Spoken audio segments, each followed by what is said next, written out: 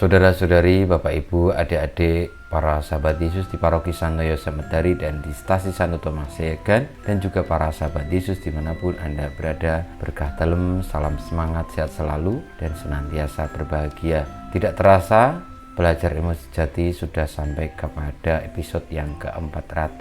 Semoga boleh bermanfaat. Kalaupun tidak bermanfaat, paling tidak saudara-saudari bisa mendengarkan sabda Tuhan yang dibacakan pada hari di mana kita belajar ilmu sejati sesuai dengan kalender liturgi di dalam Gereja Katolik. Marilah kita mengawali belajar ilmu sejati kita dengan berdoa.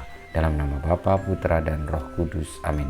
Allah Bapa, cahaya kehidupan kami, berkenanlah mengutus Putramu mendatangi kami sebagai cahaya kehidupan. Semoga kejahatan dan kesombongan kami tersingkir berkat kebaikan hati-Mu dan belas kasih-Mu. Sebab Dialah yang hidup dan berkuasa, yang bersama Dikau dalam persatuan Roh Kudus, Allah sepanjang segala masa. Amin.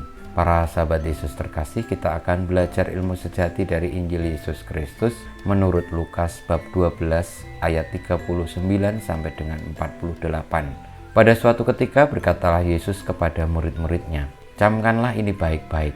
Jika tuan rumah tahu pukul berapa pencuri akan datang, ia tidak akan membiarkan rumahnya dibongkar.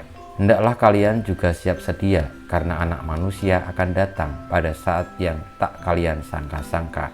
Petrus bertanya, "Tuhan, kami sajakah yang Kau maksud dengan perumpamaan ini, ataukah juga semua orang?" Tuhan menjawab, "Siapakah pengurus rumah yang setia dan bijaksana yang akan diangkat oleh tuannya menjadi kepala atas semua hambanya untuk membagikan makanan kepada mereka pada waktunya? Berbahagialah hamba yang didapati tuannya sedang melakukan tugasnya ketika tuan itu datang. Aku berkata kepadamu, sungguh tuan itu akan mengangkat dia menjadi pengawas segala miliknya. Tetapi jika hamba itu jahat dan berkata dalam hatinya, Tuanku tidak datang-datang, lalu ia mulai memukuli hamba-hamba lain, pria maupun wanita, dan makan minum serta mabuk, maka tuannya akan datang pada hari yang tidak disangka-sangkanya dan pada saat yang tidak diketahuinya. Dan tuan itu akan membunuh dia serta membuat dia senasib dengan orang-orang yang tidak setia. Hamba yang tahu akan kehendak tuannya tetapi tidak mengadakan persiapan atau tidak melakukan apa yang dikehendaki tuannya, ia akan menerima banyak pukulan. Tetapi barang siapa tidak tahu akan kehendak tuannya dan melakukan apa yang harus mendatangkan pukulan, ia akan menerima sedikit pukulan.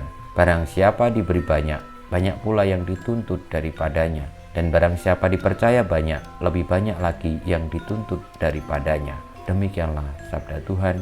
Terpujilah Kristus. Para sahabat Yesus yang terkasih, Tuhan Yesus bersabda, "Barang siapa diberi banyak, banyak pula yang dituntut daripadanya, dan barang siapa dipercaya banyak, lebih banyak lagi yang dituntut daripadanya." Sabda ini mengartikan, menuntun kita tentang makna pengabdian. Pengabdian adalah menjadi bagian dari panggilan kita sebagai seorang murid Tuhan. Maka marilah kita memiliki semangat mengabdi yang setia, taat, memahami kehendak Tuhannya dan melaksanakannya dengan sepenuh hati serta dengan ikhlas, riang gembira. Semoga dengan demikian kita boleh memiliki pengabdian yang baik dan akhirnya boleh menyenangkan Sang Tuan, yakni Tuhan sendiri, pemilik segala kehidupan ini.